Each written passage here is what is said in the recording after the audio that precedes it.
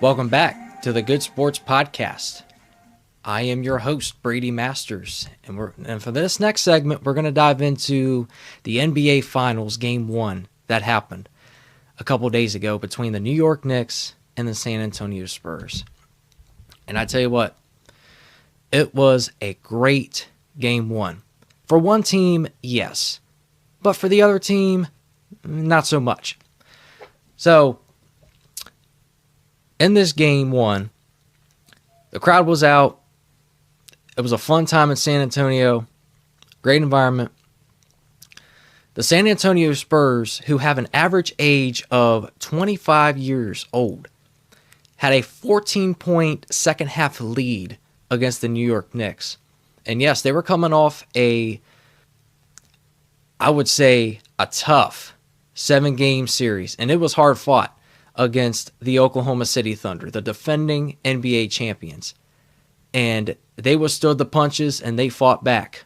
They fought back against the defending champions to earn their right to be in the NBA Finals. Now, they had that 14-point lead, but the other team in the New York Knicks, they were resilient. They had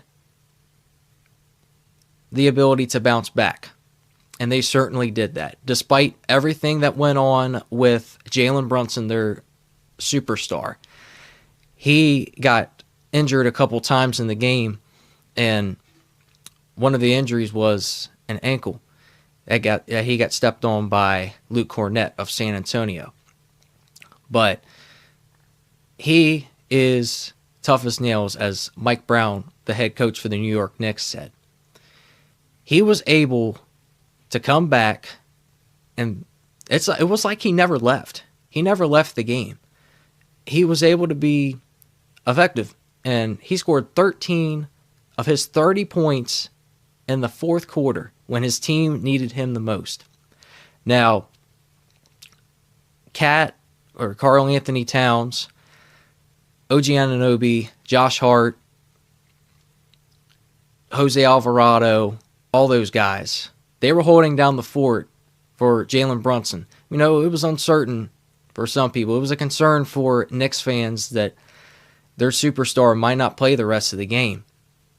Or maybe he might. Well, they just didn't know that. But those Knicks fans in San Antonio, when they saw Jalen Brunson come back out of the locker room, they could just rejoice. Because he came back out of the tunnel and he came back on the court. And he delivered big time. He led the Knicks back from a double-digit deficit. And it wasn't just him, it was the entire team. It was a collective group effort for the Knicks. And they found a way to come from behind to knock off the San Antonio Spurs by the final score of 105-95 to get their 12th consecutive postseason win in 2026. Now, it is just incredible the way that the Knicks are playing right now. Like, they are winning by double digits and winning these games. Like, and they've had some rest, in between their series. And it's just like, you can't slow down this New York Knicks team right now. I mean, it's just amazing. They are a juggernaut right now, and they went on the road in a tough environment, and they knocked off the Spurs. And it doesn't matter whether they're playing at MSG or they were playing in San Antonio or whatever arena they were playing in. The Knicks just know how to bounce back. They are resilient, just like I said. Now, I want to go into what Mike Brown, the head coach for the New York Knicks, said about Jalen Brunson. He said he is tough as nails. And when I heard him say that about Jalen Brunson, I was like, wow, he must really think highly of him to say those positive and encouraging words to him. Mike Brown has coached in the NBA. He's been an assistant, and also he's been a head coach for a couple seasons. And so he has watched Jalen Brunson in his career. He's watched film. He has watched him coming out of college when he was with Villanova. And he has been watching Jalen Brunson. But now he gets to coach Jalen Brunson. He gets the honor and the privilege and the opportunity to get to coach one of the future stars in the NBA in Jalen Brunson. How incredible was that? And he's taking his time out of his days to coach this guy, to make him the player that he wants him to be, to become a better player. And so it's just, you got to have that type of coach for your franchise. That is just a positive culture guy. And when I look on the player side with Jalen Brunson, he fought through it. He could have just said, okay, well, this injury is going to take a toll on me. I might as well just not play the rest of the game. But he was just like, even though I'm not 100%, I'm going to give it my all for my team. He's unselfish. I know I talked about Mitch Marner in the last segment for the Vegas Golden Knights of how he is an unselfish player and he is a team player. That is exactly what Jalen Brunson is. And you have to have those types of players in your culture, on your team. And that's what the Knicks have right now. And it is just amazing to watch. And so we'll see what happens going forward with the New York Knicks, because there's some belief right now in New York that they could get it done. Now, I know it is the first game, but with that type of attitude, with that type of effort, I mean, the Knicks are going to be tough to stop. And might I add, Mikal Bridges. I got to give a shout out to him for having a good game and also a good postseason as well. So kudos to Mikal Bridges. And one final nugget I want to get to is the collapse of the San Antonio Spurs in Game 1. I mentioned they had a 14-point second-half lead, but they lost it there in the end, and they were gassed out. But here's the good thing. This is only just the first game that they have played in the NBA Finals. Now, this is a young team that I mentioned has an age average of 25 years old. This is a young team, but they are physical. They are gritty, and they are not going to let anything stop them. They're not going to let anything get in their way.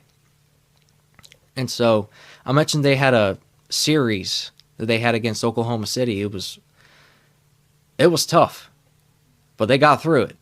They finished the series on Saturday, and then to come out a few days later and play like that, like to get off to an early start. Now, that was scary for the Knicks at one point.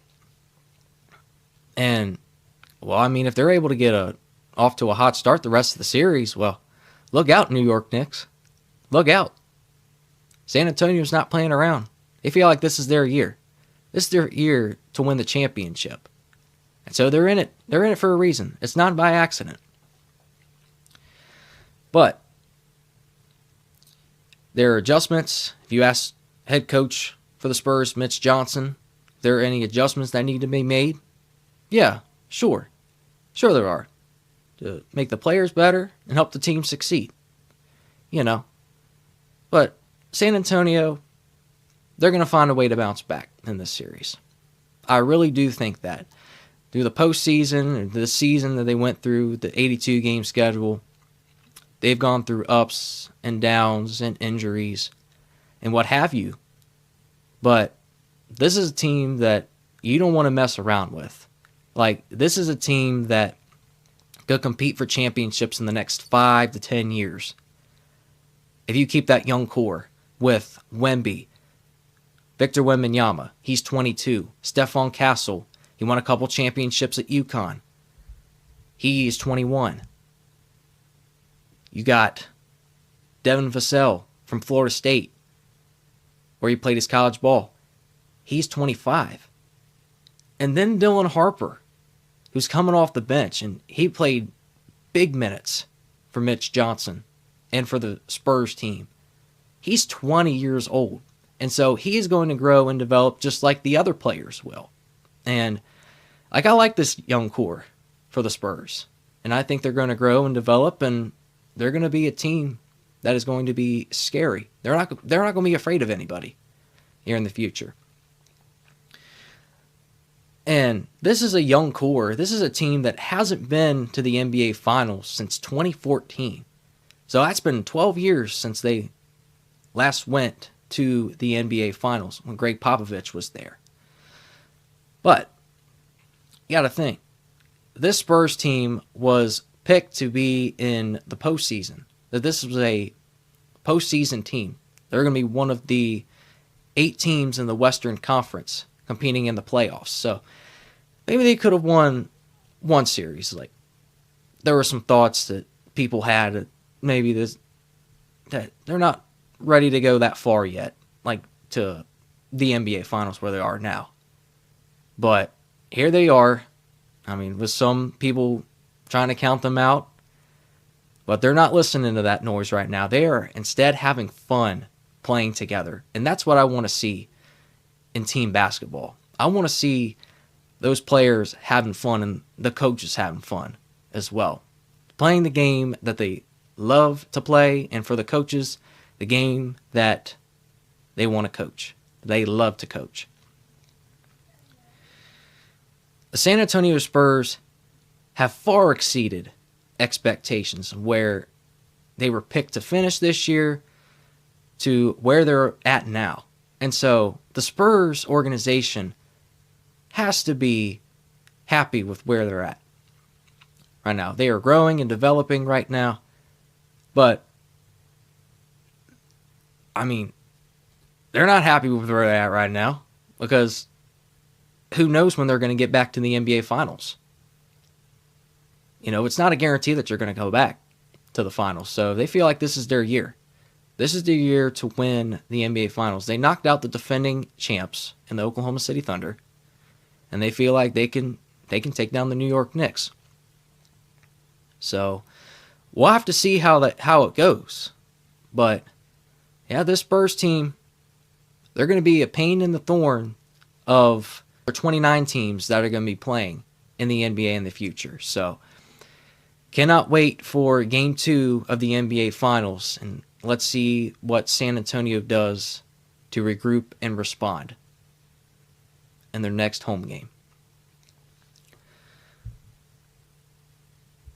So, without further ado, we're going to go ahead and take another break, and we're going to go ahead and talk about the Chicago Cubs walk-off winner against the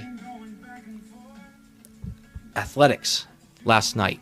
And we had there was one player that caught my attention that, had a miscue out in the outfield, but he bounced back. He faced the adversity for his team when he got that walk-off hit to give his team the victory at home. I'll have that and more coming up when the Good Sports Podcast continues. I'm Brady Masters, and the program will continue after this.